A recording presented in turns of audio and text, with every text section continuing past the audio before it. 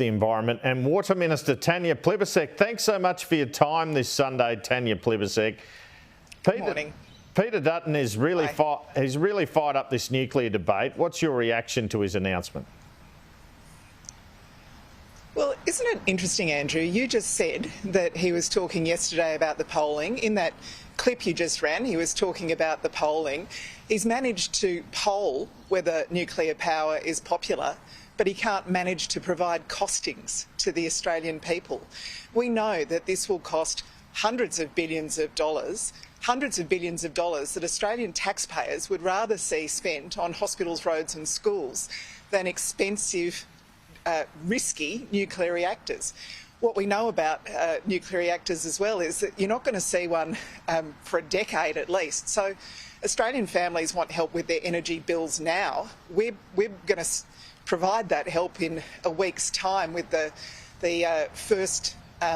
next tranche of our energy bill relief. We're able to provide help now. We're seeing renewables entering our energy market, bringing down the cost of energy.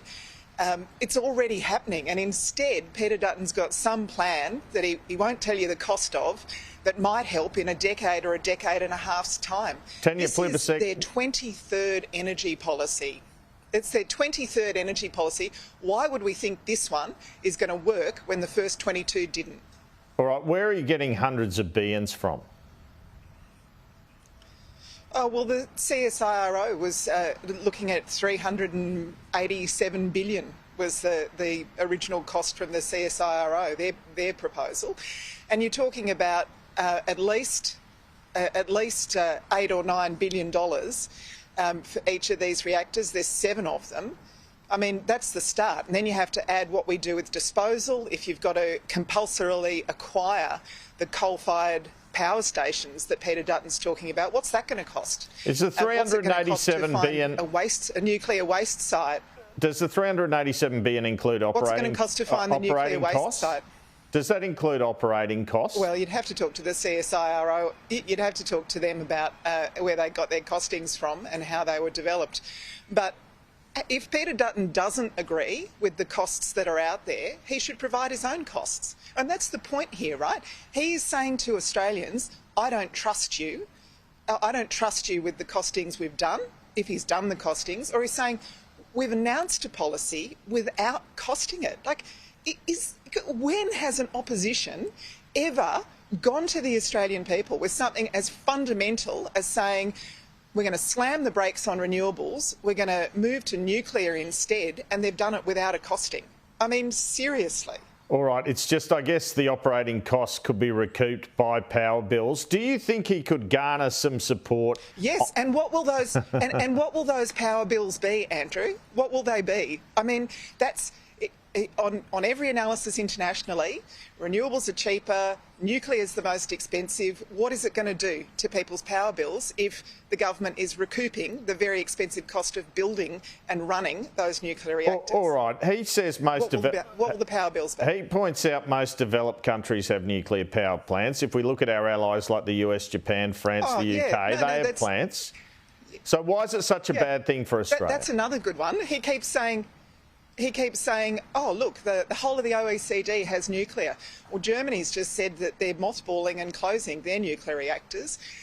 We have unprecedented, internationally, we are so well set up for renewables here. We've got solar. I've approved more than about 54 renewable energy projects so far, enough to power millions of Australian homes. We've got the room, we've got the resources, we've got the critical minerals we need for battery manufacturing.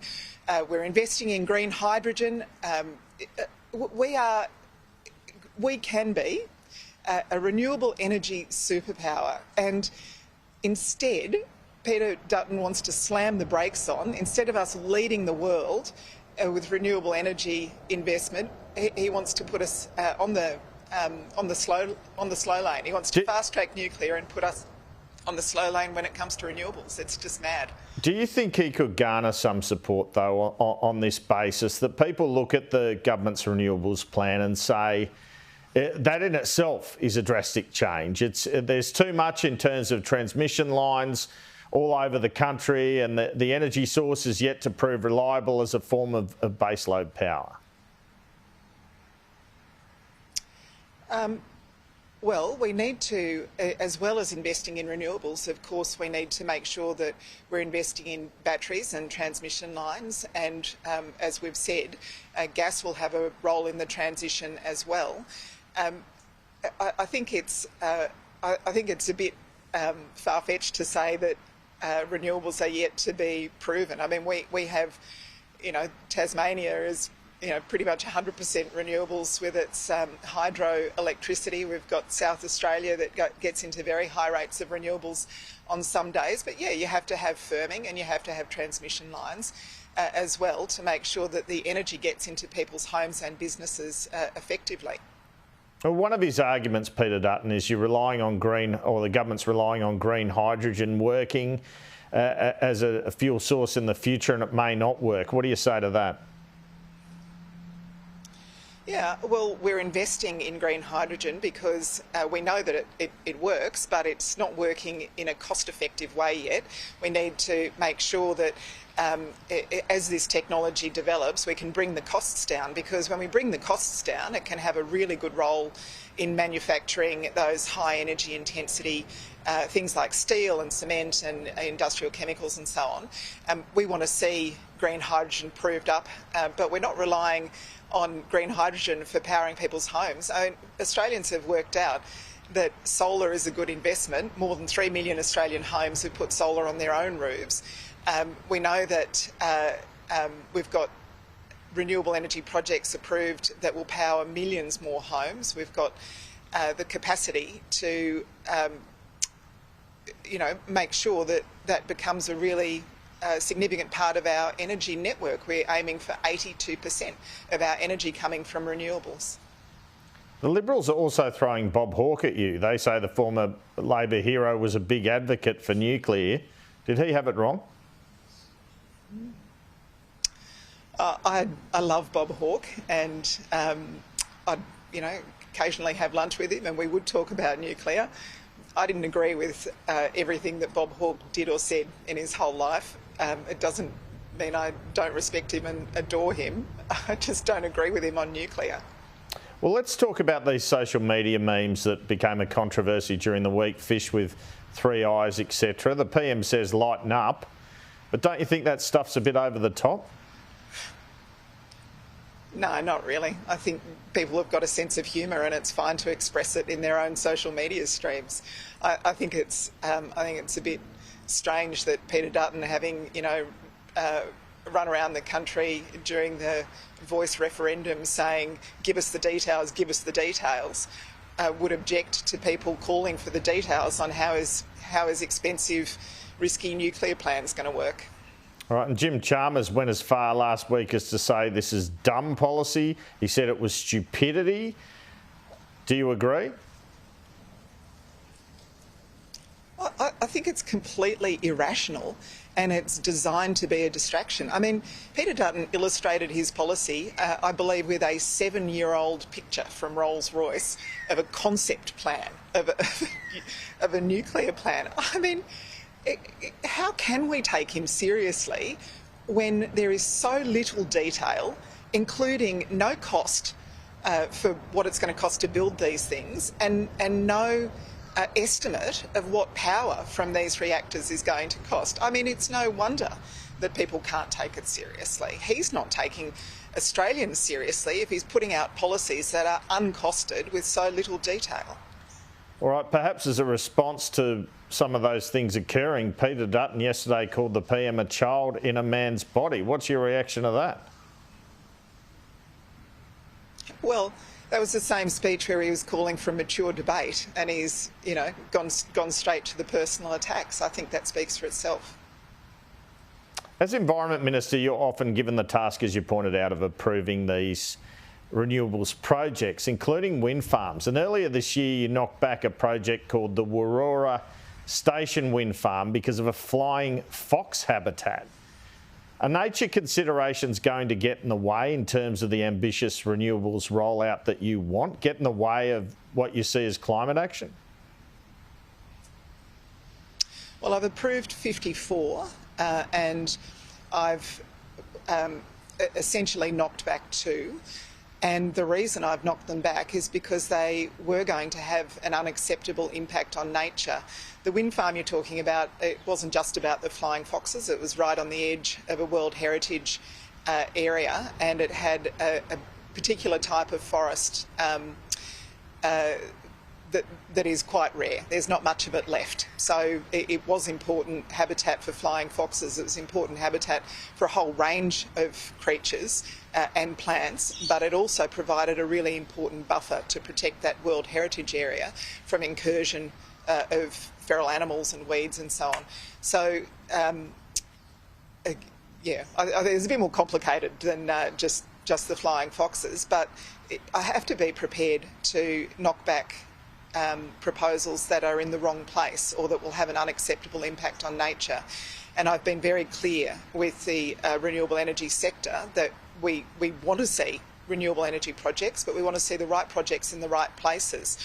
We've issued guidance to renewable energy or wind companies in particular to say this is what good practice looks like, this is how you build something that minimises its impact on nature, and we really do want to work with renewable energy companies to make sure that we get this cheaper, cleaner energy into the grid, but we do it in a way that has minimal impacts on our natural environment. On the other side of the coin, I guess you regularly cop flack from the Greens for approving coal mines at a time when the government is supposed to be about phasing out coal. You've approved 4, I believe, as Minister. Why have you done that, and how do you respond to the criticism? Well, the way we get carbon pollution down in this country is through the safeguard mechanism that the Teals and the Greens have worked on with the government. That's how we get to net zero in this country. There will be, during the transition in particular, a role, as we've said, for gas. We're getting to 82% renewable energy in our grid, but 82% is not 100%. So we're not going to switch off the lights around Australia. We need to do this as a transition. If you look globally, I think this is really interesting. 20 years ago, it took a year to put a gigawatt of solar power into our energy grids around the world. It took a year to do that. Last year, there were some days when we were adding a gigawatt of solar power a day globally. This transition is real. It is happening. We know that the previous government was told that 24 coal-fired power stations were closing down. They did nothing to prepare for the energy gaps that would emerge as those coal-fired power stations closed down. We are dealing with that by making sure that we can get those renewables into our grid, that we can have firming, that we, do this in an orderly way so we can keep the lights on. But when it comes to what's happening in our energy market in Australia, I think the direction is clear. The only risk to that is Peter Dutton coming up with this thought bubble that he's not prepared to cost or share details of. We're almost out of time. We had an announcement from you on long-awaited changes to the environment protections a couple of months back. You're setting up a new Commonwealth Environment Protection Agency, but a broader overhaul of the EPBC Act is coming later. It was reported at the time as pressure from the resources sector had led to this kind of more cautious, staged approach. Is that a fair characterisation? No, it's really not. We're doing the second phase of our nature law reform at the moment. So last year we did the first tranche of laws which established the nature repair market and expanded the water trigger, which is the protection within environment law for water resources like groundwater that might be affected by coal or coal seam gas or other forms of gas extraction. We've done that. That's already passed through the Parliament. We've now got the second phase of our environmental law before the Parliament, and as you said, that establishes Australia's first Environment Protection Agency. It gives that agency stronger powers and stronger penalties if there's deliberate destruction of the environment. It, for the first time anywhere in the world, defines what nature positive looks like. And it does a number of other important things. The third tranche of our laws we're still working on. We've had consultations with more than 100 interested organisations. That includes business organisations, but it also, of course, includes environmental organisations, First Nations organisations. We've had more than 3,000 people participate in online forums on the nature law reform. It is a big job. I mean, the current Act is well over 1,000 pages, so you can imagine the size and the complexity of the laws that we're talking about. We want to make sure we get them right. It's a complex drafting task. We want to make sure we get it right. All right, just finally, do you rule out a deal with the crossbench and the Greens on a climate trigger? It always makes me nervous when you start with, will you roll out? Will you rule out? Yeah. Very nervous. Would you rule out a climate trigger as part of those reforms? Well, the way that we deal with carbon pollution and getting it down in this country is through the safeguard mechanism. That's already passed through the Parliament. That's how we get to net zero in this country. But I have said that we are open to further discussions about how we reflect the impact of climate change in the third tranche of laws. People have every opportunity to have a look at that very closely when I release the exposure draft of the legislation, before anybody is expected to vote on it in the Parliament. So people can calm right down about all this stuff. Well, it sounds like there'll be a climate trigger perhaps then. No, as I said, we're still negotiating on the third tranche of legislation. It's a big and complex job. And I'm not going to... we're getting the second tranche through the Parliament at the moment. That's my focus. That's my focus right now. Environment Minister Tanya Plibersek, thanks for your time this morning. Yeah, no worries, Andrew. Lovely to talk to you.